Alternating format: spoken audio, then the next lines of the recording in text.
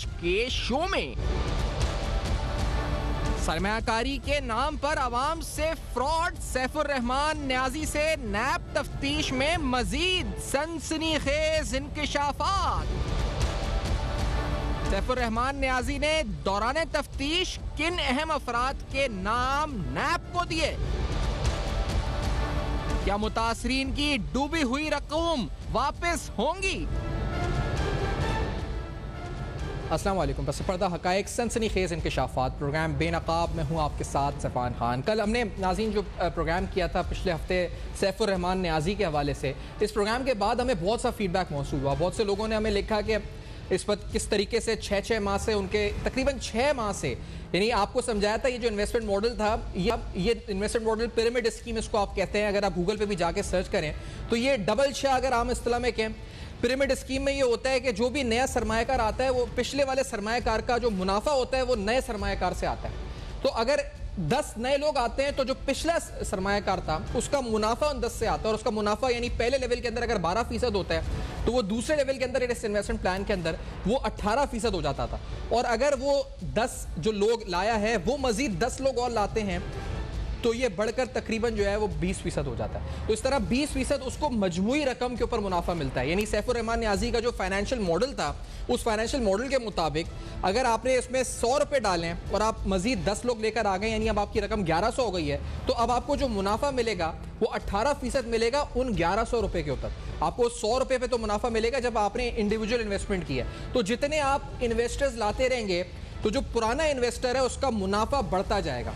तो दूसरी अहम बात मैंने आपको ये बताई थी कि ऐसे मॉडल्स को सस्टेन करना मुश्किल हो जाता है। बड़े बड़े सियासतदानों के साथ फोटोएं खिंचवानी पड़ती हैं। अभी मैं सैफुर रहमान न्याजी का देख रहा था, जो उनकी प्रोफाइल है यूट्यूब पे, तो उसमें उनका जो चैनल है उस पर वो मुख्तलिफ वीडियोस भी डालते हैं जिसे बताते हैं। तो उनको मुख्तलिफ सियासतदानों के साथ फोटोएं खिंचवानी पड़ती हैं दिखाने के लिए कि जी आप हमारे बारे में नेगेटिव खबरों पर यकीन ना करें, हम लोग पॉजिटिव हैं, हमें कुछ नहीं हो सकता क्योंकि हमारे ताल्लुकात हैं जी ऊपर, और हम जो है हमें कोई कुछ नहीं कर सकता। लेकिन ये मॉडल सस्टेन नहीं करता। जो ही खबरें आना शुरू होती हैं, जो ही इनके बारे में ऐसी न्यूज़ सर्कुलेट करने लगती है कि ये स्कीम फेक है, SECB की प्रेस रिलीज आती है, मुताल्लिका इदारे नोटिस लेते हैं, उसके बाद से हम देखते हैं कि इन तमाम स्कीम्स के अंदर लोग जो है अपना रुझान कम कर देते हैं, इन्वेस्टमेंट कम होना शुरू हो जाती है। मैं सिर्फ आपको एक अंदाजा दिलाता हूँ, मैं आपको ये बताता हूँ, क्योंकि बहुत से लोगों ने जिन्होंने मुझसे रब्ता किया उनका एक सवाल था, मैं वो सवाल आऊँगा, वो लोग मुझसे पूछ रहे हैं कि हमारे पैसे रिकवर हो सकते हैं। तकरीबन जो अमाउंट है 116 अरब नैब कहती है जो अकाउंट्स फ्रीज है, क्योंकि जो B4U कंपनी है अगर उनसे भी मौकिफ ले तो वो कहते हैं कि तकरीबन 85 करोड़ रुपए के अकाउंट्स फ्रीज हो चुके हैं हमारे।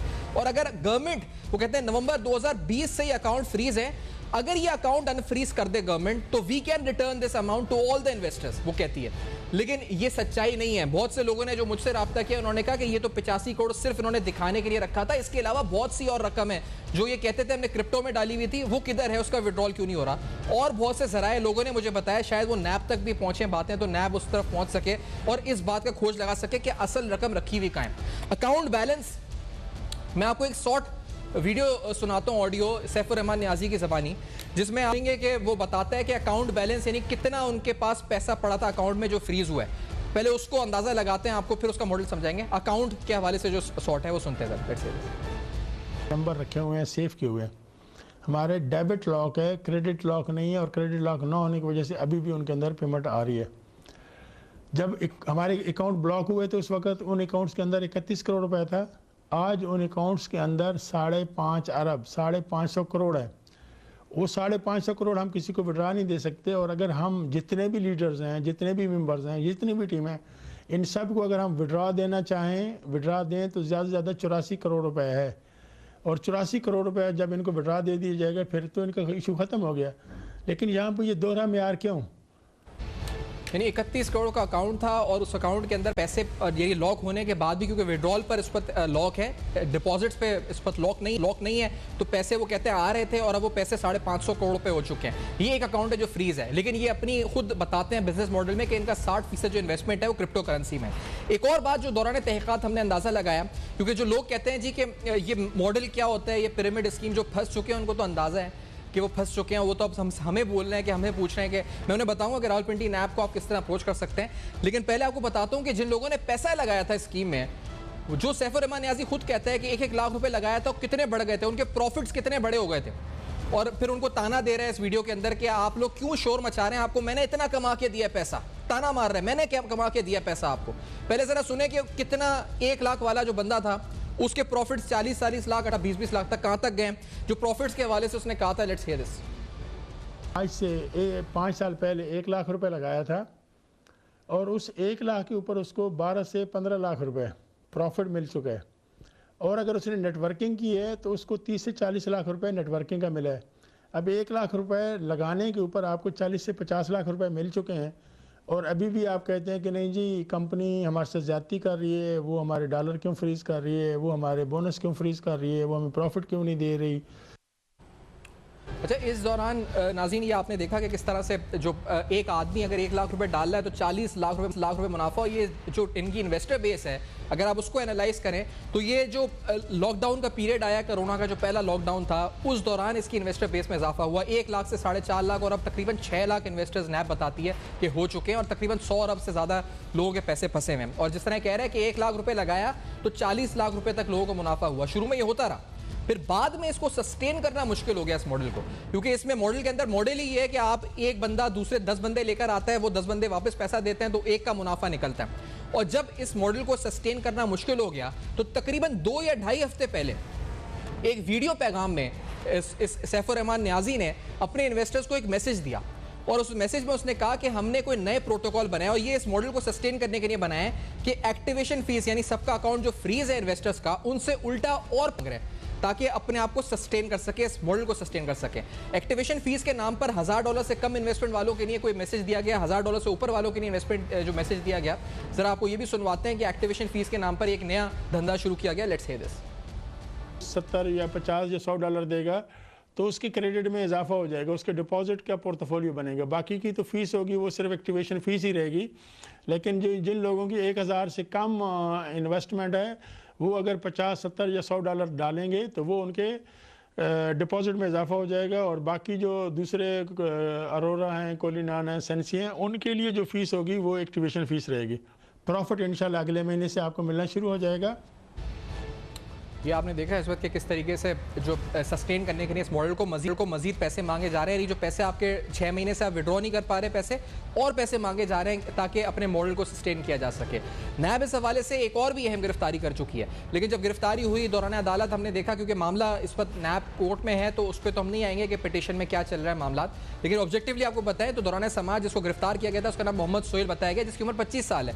और बताया गया कि ये जो इसको आप फुटेज भी देखेंगे कि जो तमाम सोशल मीडिया अकाउंट्स हैं या वेबसाइट्स हैं वो इसके नाम पर रजिस्टर्ड थी। जो मेरे ज़राए हैं और नैब के ज़राए बताते हैं कि ये जो शख्स है, ये बच्चा, ये खुद पढ़ रहा है इस वक्त यूनिवर्सिटी में, बहरिया यूनिवर्सिटी में शायद ज़ेर तालीम है MS प्रोग्राम के अंदर, और इसको खुद अभी एग्ज़ाम देने हैं। तो ये बताया गया दौरान समाज भी कि इसके एग्ज़ाम्स हैं और ये पढ़ रहा है, खुद भी बच्चा है इस वक्त, और इसको फंसाया गया इस स्कीम के अंदर। इसके नाम के ऊपर ये वेबसाइट्स इस नौसरबाज ने एक्टिवेट करा ली और फिर इसके नाम पर ये सारा धंधा चल रहा था। और ये भी बात पता चली कि इसके अपने ख़ानदान के 27 अफराद 33 लाख रुपए डुबा चुके हैं स्कीम के अंदर। तो ये भी बात सामने आई, लेकिन मोहम्मद सोहेल इसका नाम बताया जा रहा है, जिसके नाम पे कहा जा रहा है, नैब ने कहा कि ये एजेंट है सैफुर रहमान न्याजी का, जिसको गिरफ्तार किया गया है। अच्छा, दौरान समाज जब ये अदालत में आए थे सैफुर रहमान न्याजी, तो इससे भी हमारे एक सीनियर सहाफ़ी ताहिर साहब, उन्होंने भी सवाल पूछे थे। ज़रा आपको वो क्लिप भी दिखा देते हैं अगर वो हमारे पास रेडी है, कि उनसे क्या पूछा गया था।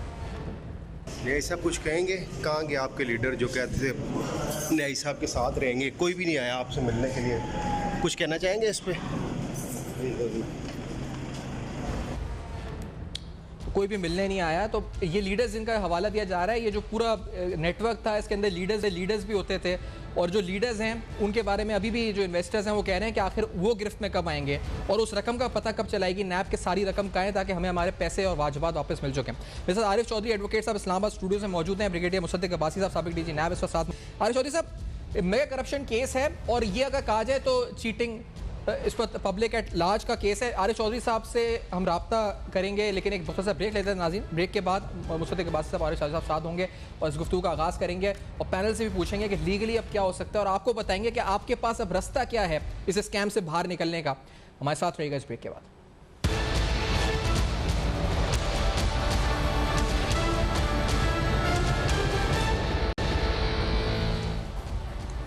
Welcome back. आप देख रहे हैं बेनकाब और आज बेनकाब में तफसीलन आपके सामने एक मेगा स्कैम सैफुर्रहमान नियाज़ी का जो B4U के हवाले से हुआ, किस तरह पिरामिड स्कीम थी, इन्वेस्टमेंट आई और ये मामला अरबों रुपए का हो गया। अब नैब ने तफ्तीश की, नैब ने इस वक्त उनसे पूछा कि तमाम इन्वेस्टर्स की लिस्ट दें, तमाम प्रॉपर्टीज़ की लिस्ट दें। जो हमारे पास दस्तावेज़ात हैं नैब के, आप स्क्रीन पर भी आपको दिखा रहे हैं, हम कॉल अप नोटिस हैं नैब के, तो वो उनमें यही तफसीलात सारी बार बार मांगी गई। बिलाखिर गिरफ्तारी हुई, जब इनकी बेल रिजेक्ट हुई उस वक्त हमने प्रोग्राम नहीं किया क्योंकि मामला इस वक्त कोर्ट में था, मौजूद अदालत में था। अभी नैब कोर्ट में है, जो उनके आगे मामला चलेंगे, जो इन्वेस्टिगेशन से रेफरेंस के सिलसिले मामला जाएंगे। लेकिन बहुत से लोग हमसे सवाल पूछ रहे हैं कि जो पैसा हमने लगा दिया क्या वो पैसा रिकवर होगा या नहीं होगा। और ये मैं आरिफ चौधरी साहब आपकी तरफ, मुसद्दिक अब्बासी साहब को खुशामदीद कहते हुए, आरिफ चौधरी साहब, इस तरह की स्कीम्स होती हैं, पॉन्जी स्कीम्स हर टाइप की, लोग पैसा लगा देते हैं लालच में आके। जिस तरह अभी हमने सुनवाया भी था नाज़रीन को कि 1 लाख लगाए तो 40 लाख रुपए बन गए। उस आदमी ने और लोगों को बताया, उसने अपना घर भी फरोख्त कर दिया, लोगों ने वो भी पैसा डाल दिया। अब चलता रहा मामला, आगे जाकर जब SECP ने नोटिस ले लिया, सब हो गया, ठप हो गया, पैसे रुक गए, अब लोग रो रहे हैं। क्या करना चाहिए ऐसे लोगों को? क्या आपको लगता है इनको पैसे वापस मिलेंगे और कब तक मिलेंगे? चौधरी साहब। सफियान साहब बहुत शुक्रिया। बात असल में ये है कि ये आज पहली दफ़ा ऐसा स्कैम नज़र नहीं आ रहा, बल्कि इससे पहले आपको याद होगा कोऑपरेटिव का जो स्कैम था, उसमें Punjab cooperative board for liquidation बना, मैं उसका लीगल एडवाइज़र बना और मेरे सामने बहुत सारे ऐसे केसेस आए और मैं हैरान था कि हुकूमत जो है इन सारे मामलात में हुकूमत नाम की कोई चीज़ हमें नज़र नहीं आती।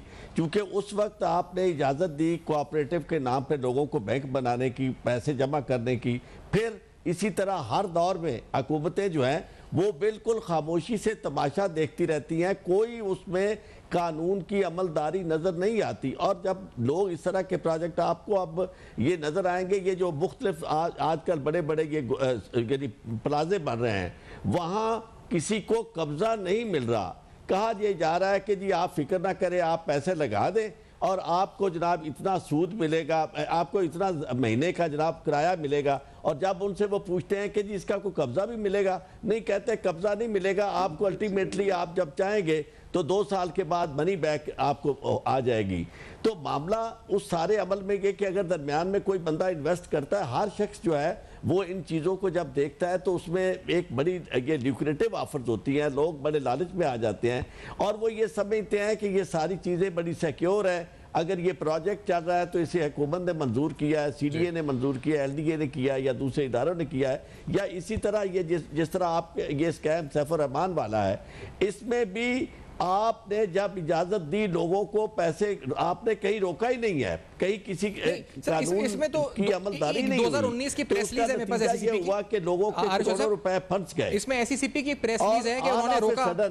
जब ये चीज लोगों पर आश्कारा होती है तो उस वक्त तक आपने कई प्रोग्राम किए हैं, लेकिन ये कि उस वक्त तक लोग जो है वो अपना पैसा ठिकाने लगा चुके होते हैं। SECP ने यानी सिक्योरिटी एंड एक्सचेंज कमीशन ने साहब इसमें रोका, इसको मुदाखलत करी और नोटिस दिए इसको। आरिफ साहब, SECP ने रोकने की कोशिश करी, इन्होंने SECP ने नोटिस भी दिए कि ये ना करें लोग इन्वेस्टमेंट। आपने भी सुना होगा सैफुर्रहमान का 31 करोड़ रुपए इनके अकाउंट में थे, अकाउंट फ्रीज होने के बाद वो 550 करोड़ रुपए हो गए। यानी लोग उसमें फिर भी पैसा डालते रहे। ये लालच भी तो बड़ी बुरी बला है इस पर तारिक चौधरी साहब, कि लोग समझते हैं कि 1 रुपया मिल रहा है, 1 लाख का 40 लाख हो रहा है, वो 10 आदमी और आ गए, 10 के और आ गए। तो ये लालच भी तो बड़ी बुरी बला है। गवर्नमेंट अगर एक्शन भी ले ले तो लोग फिर भी नहीं सुनते हो, कहते हैं जी बड़ी अच्छी स्कीम है, पैसा लालच की अपनी अहमियत है, लेकिन हुकूमत जो है वो कहाँ होती है, ये बराए नाम ये चीजें नजर आती हैं।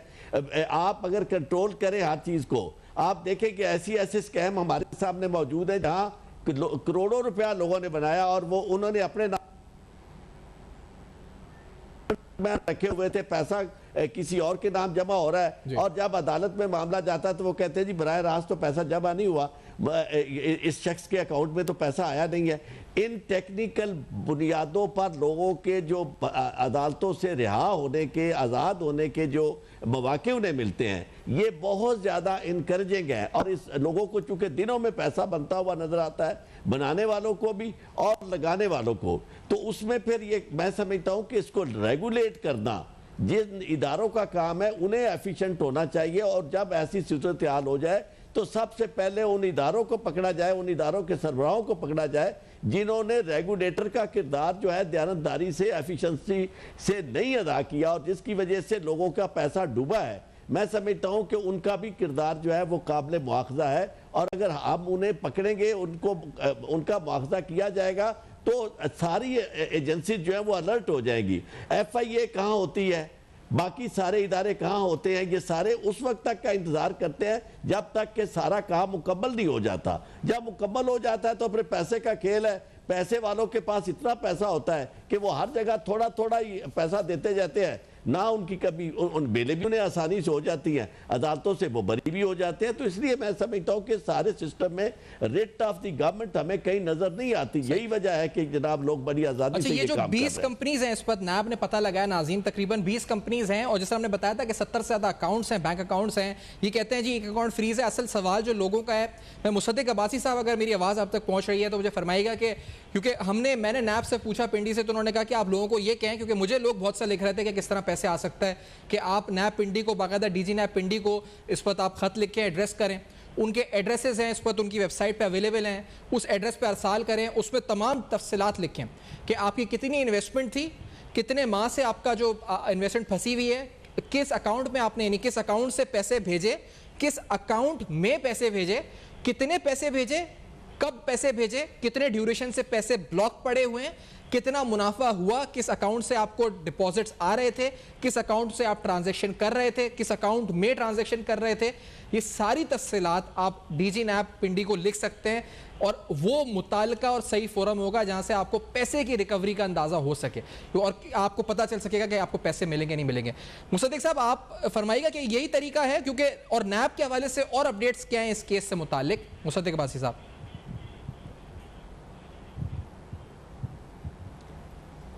मैं समझता हूं कि नहीं जी, मुसद्दिक अब्बासी साहब तक हमारी आवाज, अच्छा मुसद्दिक साहब तक जब तक हमारा राब्ता होगा, आरिफ साहब आप फरमाइएगा जी। अब दिया गया है उस हवाले से, ये मुझसे सवाल आप जी आरिफ साहब आप बताइए, आरिफ चौधरी साहब फरमाइए। मैं ये अर्ज कर रहा था कि नैब का इदारा जिस करो फर्क के साथ बनाया गया था, और जिस तरह वाइट कॉलर क्राइम का जिक्र किया गया था कि वाइट कॉलर क्राइम को इरेडिकेट करना, करप्शन ख़त्म करना, ये नैब की जिम्मेदारी है, और इस मामले में तमाम इदारों पर इसे फौकियत हासिल होगी। जितने बड़े बड़े स्कैम है उसकी तहकीकात नैब करेगी। अगर इसमें जब से ये नैब आई है उस वक्त से लेकर ये मामलात अगर ये हो जाते कि जिस तरह दुनिया में ये, और वो हर शख्स की, हर इदारे की तहकीकात कर सकते हैं, और उनकी तहकीकात के नतीजे में फिर आगे जब मामलात अदालतों में जाते हैं तो अदालतों में वो केसेस सजा होते हैं। हमारे यहाँ आपको ये लाइजान नजर नहीं आ रहा। पहली आपको जो कमी नजर आ रही है वो केसेस की रजिस्ट्रेशन के मामले में खामियां नजर आ रही हैं। आपको इन्वेस्टिगेटर्स के मामले में उसके बाद प्रॉपर प्रोसिक्यूशन ना होना और प्रॉपर इन्वेस्टिगेशन ना होना, उसकी वजह से जो लोग फायदा उठाते हैं वो आपको, अगर नैब का आप केसेस का रिकॉर्ड देखेंगे तो पता चलेगा कि बहुत सारे केसेस जो हैं वो आपको नैब के इन्वेस्टिगेटर्स की दी हुई सहूलतों की वजह से मुल्जमान जो हैं वो बरी हुए, लेकिन इन चीज़ों की तरफ नैब ने कभी तवज्जो तक नहीं दी। पहली दफ़ा ये हुआ था कि जब एक शख्स जो रिटायर्ड जस्टिस था वो आया तो लोगों को तवक्को बहुत हो गई थी कि जनाब आप यानी कानून की अमलदारी होगी और कोई शख्स जो है वो नैब की जात से बच नहीं सकेगा। लेकिन यहाँ भी मामला ऐसा हुआ कि धुआंधार मैं अगर आरिफ साहब अगर याद दें, मुसद्दिक अब्बासी साहब का भी इस पे ओपिनियन हम जरा ले लें। मुसद्दिक अब्बासी साहब, क्योंकि नैब के हवाले से लोगों को बड़ा तशवीश है कि पैसा वापस किस तरह रिकवर होगा। मुसद्दिक अब्बासी साहब जी फरमाइएगा। बहुत बहुत शुक्रिया, आपने मुझे इस प्रोग्राम में इनवाइट किया। ये अगर आप हिस्ट्री में जाएं तो इस तरह के केसेस जो हैं वो पाकिस्तान में 68-69 में ईस्ट पाकिस्तान में हुआ था, जब पाकिस्तान, ईस्ट पाकिस्तान और वेस्ट पाकिस्तान एक थे। फिर TJ इब्राहिम में अगर आप हिस्ट्री में जाएं तो 81-82 में कराची में हुआ था, वो भी इसी नौयत का केस था। उसमें थोड़ा डिफरेंट मामला थे और उसमें बेबहा लोगों ने, पेंशनर्स ने और बेबहाओं ने इन्वेस्ट किया था। उस ज़माने का 3 अरब का ये केस था, 4 अरब का। और उसके बाद फिर इसको पिरामिड फ्रॉड कहते हैं, और ये हैदराबाद में एक बहुत बड़ा केस अनर्थ हुआ था जिसमें नैब ने इंटरवीन किया था। और अभी ये लेटली भी कोई नया नेचर में नया केस नहीं है, डिज़ाइन वही है। सिर्फ ये है कि लोग जो हैं वो क्योंकि लालच में आ जाते हैं, तमे में आ जाते हैं और इस तरह की चीज़ों में फंस के रह जाते हैं। और जहाँ भी तमा होता है वहाँ पे डेफिनेटली लोग इस तरह के मामलों में फंस जाते हैं। लेकिन इसमें क्योंकि इंडिविजुअल का ज़ाती इतना पैसा इन्वॉल्व नहीं होता किसी एक इंडिविजुअल का, लेकिन जब ग्रुप पूरा बन जाता है तो एक फ्रॉड का पैरामिड सा बन जाता है। और एंड पे जब पैरामिड एक जगह खास पे पहुंचता है जहाँ पे बेभा पैसा एक शख्स के पास आ जाता है तो वो इसको लेके गायब हो जाता है। यही प्रैक्टिस रही है पहले। तो इसमें डेफिनेटली अभी क्योंकि केस जो है वो हाईलाइट हो चुका है, ये फ्रॉड है बेसिकली और एक बहुत बड़ा फ्रॉड है। और इसमें मैं तो यही रिक्वेस्ट करूंगा पब्लिक को कि जहां प्रॉफिट मार्जिन 15% से ऊपर हो किसी बिजनेस के अंदर और ऑन ग्राउंड बिजनेस ना हो और इस तरह के मामलात हों तो वहाँ लोगों को एहतियात करनी चाहिए, क्योंकि वो खुद भी डूबते हैं और साथ लोगों को भी डुबोते हैं। और ऐसे लोगों को बड़ी एग्जेम्पलरी पनिशमेंट मिलनी चाहिए और ताकि आइंदा ऐसे लोग इन केसेस में इन्वॉल्व ना हों। जिस तरह आपने डबल शाह का केस देखा होगा, वो भी ऐसे ही करता था ऑलमोस्ट, कि पैसा लेके डबल करके वापस करता था। कैश चेंज इन कैश होता था, हैंड चेंज होते थे कैश में। तो ये एक बहुत बड़ा पाकिस्तान में अलमिया है और इसकी बेसिक वजह ये है कि हम एग्जेम्पलरी पनिशमेंट्स जो दुनिया में हैं ऐसे फ्रॉड्स की वो नहीं दे पाते। और जब वो पनिशमेंट सही नहीं होती तो फिर ये जो है ना लोग डेफिनेटली इनिशिएटिव ले जाते हैं। अच्छा मुसद्दिक साहब, ये मुझे बताएगा क्योंकि लोगों के जहन में अब जो सवाल है ये जो स्कैम के हमने भी बताया और मेरे पास कुछ और इन्वेस्टिगेशन रिपोर्ट्स भी नैप की रखी हुई हैं। मैं लाजी तौर पे कुछ चीज़ें दिखा भी नहीं सकता स्क्रीन के ऊपर, लेकिन जो मैंने पढ़ी उसमें कुछ कंपनीज़ की फहरिस्त है, एक नहीं 20 कंपनीज़ थी। और नाज़रीन, मुताल्लिका जो शख्स था सैफुर रहमान न्याजी, इसने बार बार मुख्तलिफ स्कैम्स इस तरह किए कि एक बार इसने कहा कि मैं PSL की फ्रेंचाइज खरीद रहा हूँ और एक नहीं 2 फ्रेंचाइजेस खरीद रहा हूँ। एक बार इसने कहा कि मैं जहाज़ की सर्विस लॉन्च कर रहा हूँ, एयरलाइन लॉन्च करने लगा हूँ। तो इस तरह की बातें भी ये फ्लोट करता था मार्केट में अपने कॉन्फिडेंस बढ़ाने के लिए अपने इन्वेस्टर्स के अंदर। लेकिन मुसद्दिक साहब, रकूम की वापसी किस तरह मुमकिन होगी, ये लोगों का सवाल है कि प्ली बार्गेन होगा, आगे क्या होगा, क्योंकि अभी तो इन्वेस्टिगेशन है, हम नहीं कमेंट कर सकते कोर्ट ऑफ लॉ में क्या होगा आगे।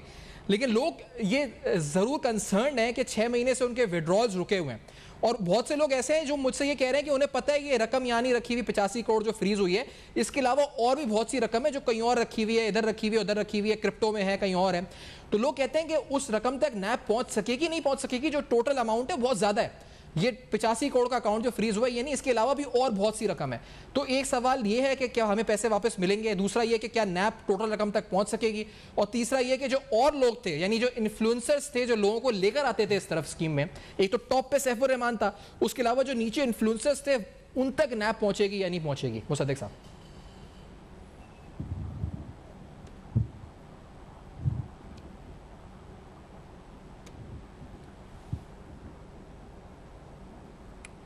जी हाँ, सवाल इसमें सफान बात यह है कि नैब इसमें अभी क्या करेगी, बिकॉज ये चीटिंग पब्लिक एट लार्ज का केस है नैब का सेक्शन 9 के तहत। नैब ने डेफिनेटली जो शख्स इसमें इन्वॉल्व है, जो इसके आगे इसमें जो एबेटर्स थे, जो साथ जिन्होंने इसकी मामनत की है, लोगों को करके ना जिन्होंने घेर के लाए हैं, तो मेरे हिसाब से तो वो भी मुजरम बनते हैं। ये नहीं है कि अकेला शख्स मुजरम बनता है, क्योंकि जो किसी के साथ एबेट करता है, सपोर्ट करता है उसके बिजनेस में, उसके फ्रॉड के अंदर, तो वो भी एक तरह से मुजरम बनता है। तो मुझे तो जितने लोग इसमें इन्वॉल्व हैं, पब्लिक एट लार्ज जो खुद इन्वॉल्व है, मेरे हिसाब से तो वो खुद भी मुजरम है, क्योंकि उन्होंने गलत फ्रॉड को सपोर्ट किया है। और लेकिन होगा क्या कि जो इनिशियली जहाँ पे पैसा जाके पार्क हुआ है, तो definitely he is a beneficiary. तो उस जो बेनिफिशरी है, जो भी कंपनी है, अभी उससे कितना पैसा रिकवर होता है, किस तरह से रिकवरी होती है, क्योंकि ऐसे जो फ्रॉड होते हैं उसमें पैसा फौरन लोग कहीं दाएं बाएं कर देते हैं या उससे बाहर भेज देते हैं, क्योंकि उनका सारा सिस्टम ही फ्रॉड पे होता है, ऑन ग्राउंड कोई चीज होती है। अच्छा, और दूसरा सवाल जो पैसों की वापसी है, मुसद्दिक साहब मुझे एक ब्रेक लेने दें, मैं आरिफ चौधरी साहब और आपकी तरफ दोनों की तरफ रखूंगा। After this very short break नाज़रीन हम वापस आते हैं, तो मुसद्दिक साहब से भी जानेंगे और चौधरी साहब से भी कि आखिरकार पैसों की वापसी किस तरह मुमकिन होगी। कुछ इन्वेस्टिगेटिव रिपोर्ट्स में जो बातें सामने आई हैं, तफ्तीश में कुछ नाम भी लिए हैं इसने और कुछ लोगों ने नाम दिए हैं, तकरीबन 20-22 नाम मैंने सुना है कि दे चुका है ये। उनके खिलाफ क्या नैप कार्रवाई करेगी, कह रहे हैं बेटर्स हैं तो वो भी मुजरिम है। आफ्टर दिस ब्रेक और सवालात और पसे पर्दा हक़ाइक़ बयान करेंगे, हमारे साथ रहिए।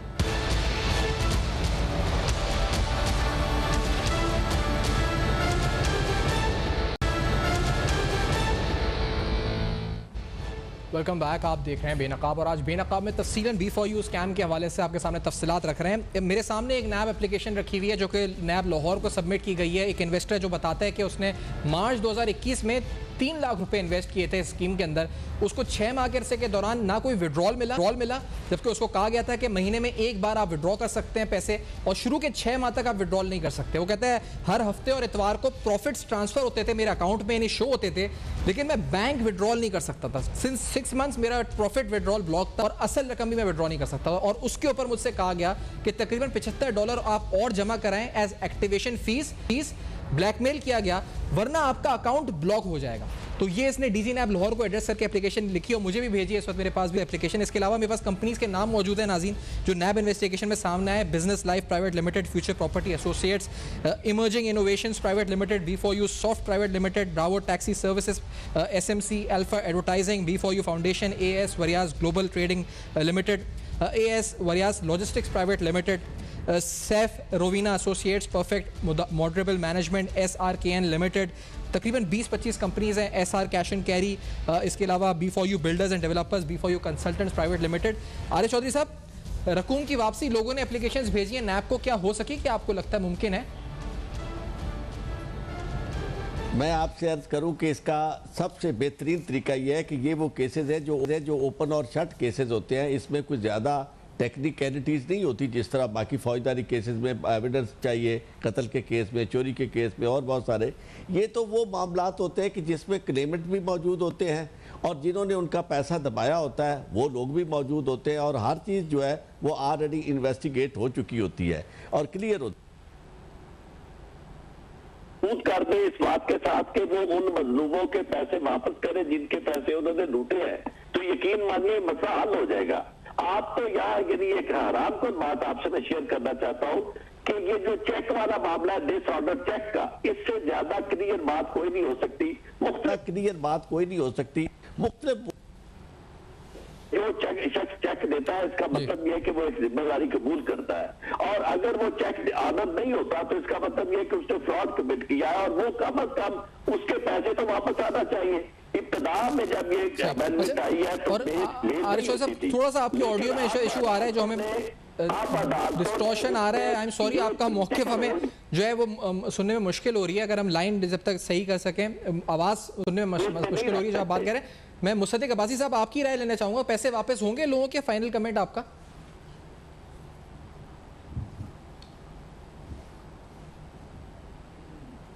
कुछ भी नहीं आया आवाज़। जी मुसद्दिक अब्बासी साहब, क्या पैसे वापस होंगे लोगों के, आपको लगता है? नहीं जी, मेरी आवाज़ शायद नहीं आ रही है, लाइन में डिस्टॉर्शन है। दोनों मेहमान आज़ाद का शुक्रिया अदा करूँगा क्योंकि यहीं पे वक्त भी इख्तिताम पे पहुँच रहा है। आपके करते हुए नाज़रीन बहुत से अहम सवाल उठाए सैफुर रहमान निहाज़ी के हवाले से, जो इर्द गिर्द सवाल उठ रहे हैं, जो इन्वेस्टिगेशन है बात सामने आई है, पिरामिड स्कीम आखिर होती क्या है, और सब में बड़ा कंसर्न लोगों का कि क्या पैसे वापस होंगे या नहीं होंगे। जो लोगों ने हमें लिखा, जो लोग हमें एप्लीकेशन भेज रहे हैं, हम आपसे दरख्वास्त करेंगे कि आप ये नैब को भेजें, जिस तरह एक आदमी ने भेजी है नैब को, मुझे भी कॉपी